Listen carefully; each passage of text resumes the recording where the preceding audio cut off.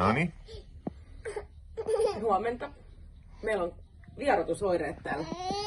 Elli on nyt saanut katsoa pari viikkoa aina silloin tällöin päivällä sitä koko melonia, mikä on semmoinen hyvin värikäs ja lapsia addiktoiva lastenlaulu YouTube-kanava.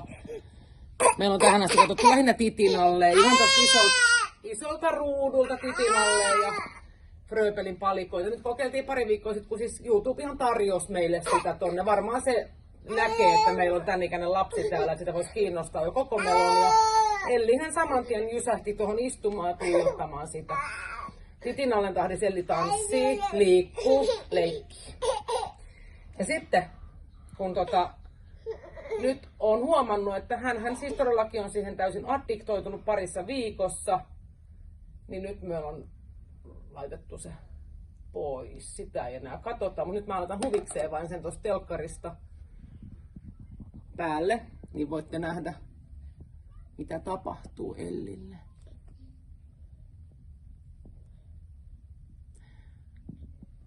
Hänellä on vierotusoireet. Ja tämä koko melonhan on selkeästi niin kuin rakennettu ja tavallaan ohjaamaan lapsen aidoa siihen pelimaailmaan. No niin, nyt se menee Elli pois. Se oli vaan tämä testi. Nyt se meni pois. Koko telkkari meni kiinni. Ohjaa siis sinne, mitä nuo isommat koululaiset vaikka pelaa jotain tämmöisiä Robloxia tai muita. Ja missä rakennetaan, no niin, saman tien alkoi kiukuttelu. Missä rakennetaan niitä huoneita värikkäistä huonekaluista, verhoista, kaikesta, niin toihan ohjaa suoraan sitten sinne maailmaan. Ja Ellihän nyt ei olisi niin addiktoitu, koska hän ei saa käyttää mitään älylaitteita, että hän pyytää siis mitään. Että hän vain katsoi telkkarista X aikaa päivässä, ehkä just jonkun tunnin koko päivän aikana tuolta. Niin, aika voimakas addiktio. Niin äitinä kyllä sanoisin, että poistetaan toi kokonaan. Ei ole pienen lapsen niin tarpeellista minusta addiktoitua tuommoiseen tietokoneanimaatioon näin voimakkaasti. Että tässä nyt sitten kärsitään pari päivää näistä viakkareista ja sitten ollaan takaisin Titinalle tanssijoita, eiks niin Elli? Tää oli tämmönen testi. Ja se, kun se koko melonin, Ellihän vaan istuu paikallaan ja toljottaa. Joo. Ei hievahdakaan. Joo, siihen se varmaan perustuu. Se on niin lastenhoitokanava.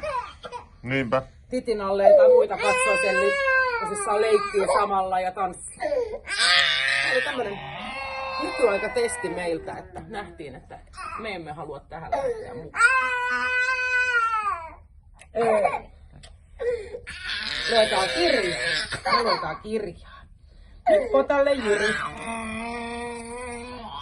Pipsa ja Lotta leikkivät kahvikutsuja Pipsan luona. Ottaisitko Nalle vähän kahvia, Lotta kysyy. Kunnes, mikä täällä haisee? Kakkaa, sanoit. Kato, onko Jyriltä tullut kakkaa? Pitäisikö lähteä ulos? Äiti! Pipsa huutaa. Jyrin pitää mennä Potalle. Vähän liian myöhäistä. Äitipostu sanoo ja haistelee ilmaa. Mennäänpä pesulle, Jyri. Jee! Jyri huudahtaa. Äiti! Ei sinne auttamaan. Eikö mikään auta sun viakkareissa? Ei. Mikä siellä varpaassa? Ehkä ulos lähtee. Lähdetään ulkoilemaan. No niin, hei hei.